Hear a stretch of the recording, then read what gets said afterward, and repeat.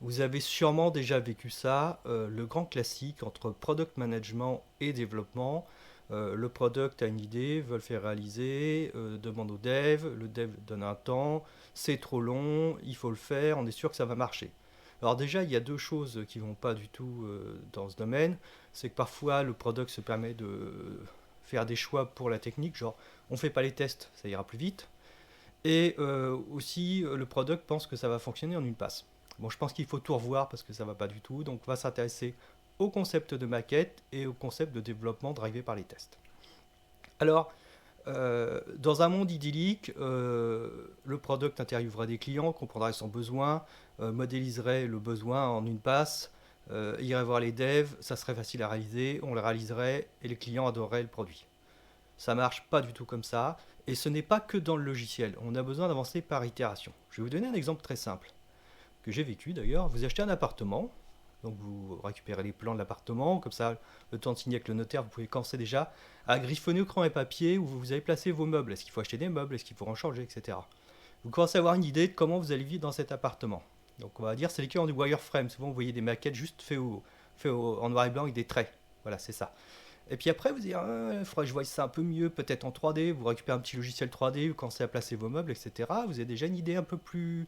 Parce que vous allez avoir plusieurs points de vue. Vous n'avez pas juste le truc vu de haut avec les meubles placés. C'est déjà plus proche de ce que vous voulez. Donc vous allez avancer de manière itérative parce que vous allez commencer à placer vos pièces à vivre quand vous les voir avec la maquette ou crayon à papier. Après, vous avez la 3D. Et puis après, vous allez acheter les meubles parce que vous ne pouvez pas louer des meubles pour essayer, comme on pourrait faire qu'un logiciel en créant une maquette.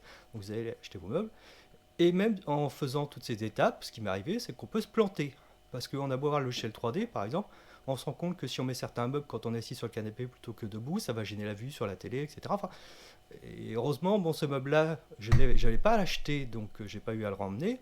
Mais par exemple, sur le cellier, je me suis complètement planté sur l'aménagement. J'ai dû ramener des meubles et en reprendre d'autres. Bon, ça c'est fait, c'était pas ouvert, enfin, j'ai pas tout ouvert, donc ça c'est bien fait, mais transporter des meubles lourds et les ramener, c'est pas forcément ce qu'il y a de plus intéressant. Donc, bah, c'est un peu pareil en logiciel. L'incompréhension qu'on trouve entre le product et le développement, c'est jouer justement sur cet aspect itératif. Alors, il y a deux cas pour moi en logiciel. Soit on connaît parfaitement son métier. Par exemple, je vais prendre un exemple. On est un logiciel de compta, on discute avec des comptables tout le temps. On veut faire une évolution qui est d'intégrer au logiciel de compta sur une partie qu'on maîtrise parfaitement. Eh bien, on peut se dire, on va établir un besoin et ensuite on va le faire développer et on va le tester en production. Il y aura peut-être des petites adaptations. Et bien dans ce cas-là, les tests sont pas. Il faut pas réaliser ce qu'on appelle une maquette. Il faut réaliser un logiciel, enfin un développement qui va avoir de la pérennité. Donc il faut à la fois qu'on écrive les tests d'un point de vue métier et qu'on les développe d'un point de vue logiciel, parce que le but c'est que le logiciel traduise ce métier et soit invariant par rapport à ce métier. Si on fait varier des produits du code, des parties du code, pardon, l'ensemble de jeu de test sera une espèce de filet de sécurité qui nous dira attention, vous avez modifié quelques éléments sur une règle métier à un autre bout, ça va impacter sur l'autre bout du produit pour telle et telle raison.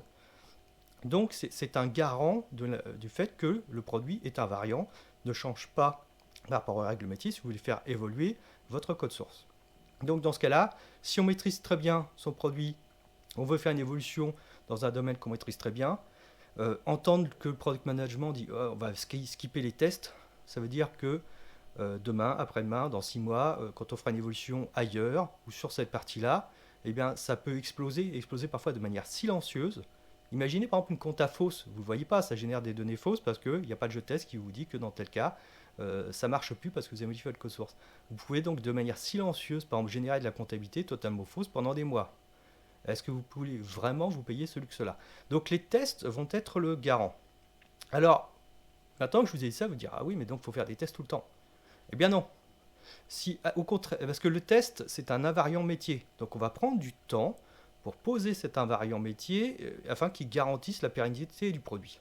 Ok, mais si vous êtes dans un domaine que vous ne maîtrisez pas du tout, par exemple vous êtes un logiciel compta, et vous dites tiens, ça marche bien, j'ai assez l'équipe, parfois même a rien à faire, parce que on fonctionne tellement bien maintenant, on connaît tellement bien nos clients, on arrive à tout faire rapidement.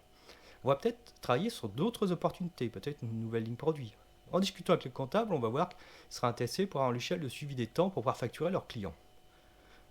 Là, par contre, le problème, c'est que le font à la journée. Alors, parfois, ils font plus que le temps facturé à la journée. Donc, ils voient bien qu'il y a quelque chose, mais ils ne l'ont pas encore normalisé. Ils ne savent pas trop comment le faire. Et vous n'avez aucune idée de comment le faire. Là, commencer à écrire des tests, écrire du code source avec une validation pérenne n'a aucun sens. Parce que vous ne savez pas du tout quelle sera la bonne façon d'approcher ce besoin. Donc là, personnellement, par contre, là, j'aurais tendance à dire, on fait d'abord des maquettes sur papier ou en 3D, etc. Enfin en 2D, pardon, pour du logiciel, sur ordinateur, avec Figma ou autre. Et après, on va faire ce qu'on appelle une maquette. Alors une maquette, c'est quelque chose qui ne va pas forcément tenir la performance, parce qu'on va tester sur un petit groupe d'utilisateurs. Donc si on le teste sur, par exemple, 50 comptables, ça va. Si on le teste sur 5000, ça explose. Pourquoi est-ce qu'on fait ça? Parce que faire quelque chose qui ne tient pas la charge, ça va 10 fois plus vite, par exemple, à écrire, donc à mettre à disposition du client qu'une version qui tient la charge. Et on va faire aucun test. Pourquoi? Parce que investir du temps dans un invariant métier alors qu'on ne sait pas si c'est le bon, ça n'a aucun intérêt. Peut-être qu'on va dire ah bah non, il ne faudrait pas facturer comme ça, il faudrait plutôt qu'on aille un petit bouton, on démarre, et puis quand on a fini la matinée ou la journée, on met stop et ça calcule. Ou on va dire ah non, il faudrait qu'on puisse rentrer à la fin de la journée les temps. Donc faire tout un système qui tient la charge et qui drive par les invariants métiers, alors qu'on ne sait pas du tout si c'est déjà si ça va plaire même à notre échantillon d'utilisateurs et si c'est la bonne façon de faire, ça n'a aucun sens. Donc dans ce cas-là, je pense qu'il faut faire une maquette, et c'est là où la discussion entre la technique et le produit est intéressante, c'est dire à quoi sert ce qu'on va développer. Est-ce qu'on développe quelque chose avec un maximum de confiance pour pouvoir faire évoluer quelque chose qu'on connaît? Donc là, on fait et là, la technique traduit ça par on fait un code propre qui gère les invariants métiers qui va durer dans le temps, ou le but de ce code, c'est de comprendre le besoin client, donc d'itérer encore, encore et encore afin de comprendre le besoin client, et une fois qu'on l'aura bien compris, s'il y a une véritable opportunité, au final, de développer un véritable produit. Bah là, on code salement, entre guillemets, vite, quick and dirty, en isolant bien cette partie du code, évidemment, mais parce que le but, c'est pas de proposer un produit, c'est d'apprendre, de co-apprendre, même parfois avec le client, pour comprendre quelle est la bonne approche pour pouvoir répondre aux besoins clients. Et par contre, ce que j'ai déjà vu souvent, c'est une fois qu'on a bien compris comment ça marche, eh bien on garde cette foutue maquette et on la met en prod. Le problème, c'est qu'elle ne tient pas la charge, c'est qu'elle a été torturée dans tous les sens parce qu'on a changé d'avis, on a tourné dans tous les sens pour pouvoir comprendre le besoin client, et c'est normal.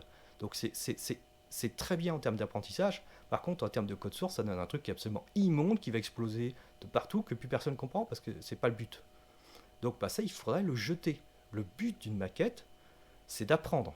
Et la maquette, s'il y a une véritable opportunité commerciale, elle doit être jetée pour enfin développer un produit qui tient la charge et qui répond aux besoins clients.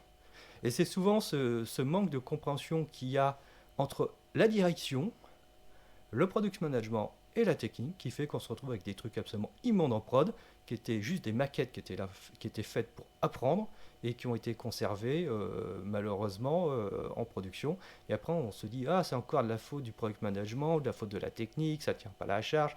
Chacun renvoie la faute sur les autres, alors qu'on n'a pas compris que les maquettes, c'est de l'apprentissage et que le but du product management, le product management n'a pas la science infuse, c'est d'itérer pour comprendre le besoin du client afin de le fixer et après seulement de vraiment créer un produit. C'est pas de créer un produit du premier coup. Donc je pense qu'il y a vraiment besoin d'une culture produit tant au niveau des directions qui veulent pas en entendre parler, qui parfois se voilent un peu la face. Il ne faut pas se cacher. Parfois le product management n'a pas la culture par rapport à manque de culture produit tout simplement. Parfois il faut itérer. La technique pareil, il faut vraiment renvoyer le product management par rapport à ses besoins, dire c'est quelque chose de périn, tu en es sûr, ou c'est quelque chose qu'on va casser tout le temps. Donc vraiment besoin de gros dialogues autour de ça pour vraiment faire du produit itératif, comprendre le besoin et enfin trouver le bon produit qui correspond au client.